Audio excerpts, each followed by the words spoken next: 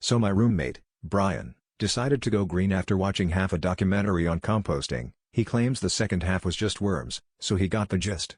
One Saturday morning, he burst into the kitchen with the energy of a man who'd just discovered avocados, announcing his plan to save the planet, and maybe our landlord's opinion of us, by starting a compost bin in our backyard.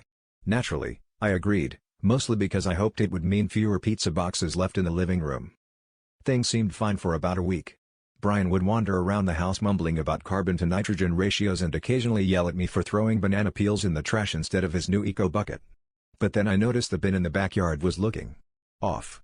There wasn't the usual pile of vegetable scraps or coffee grounds. Instead, it looked suspiciously like someone had dumped a bunch of electronics and paper in there. I thought maybe Brian was just repurposing an old TV box or something, so I let it slide. Fast forward to garbage day, and I spot Brian in the backyard, furiously digging through the compost bin with a spatula. He couldn't find our actual shovel. He looked like Indiana Jones if Indiana Jones was on a quest for IRS forms instead of ancient relics. When I asked what he was doing, he muttered something about the organic breakdown of technology and making space for the next batch.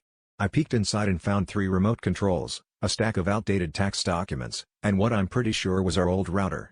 It was less a compost pile and more a landfill curated by someone who thinks Best Buy is a farmer's market. It turns out Brian had only skimmed the composting guide, and when it said paper and household items, he figured that meant anything not actively on fire. So now, if the IRS ever comes looking for our W-2s or we can't find the Roku remote, we just tell them the truth. They're part of a very ambitious recycling project.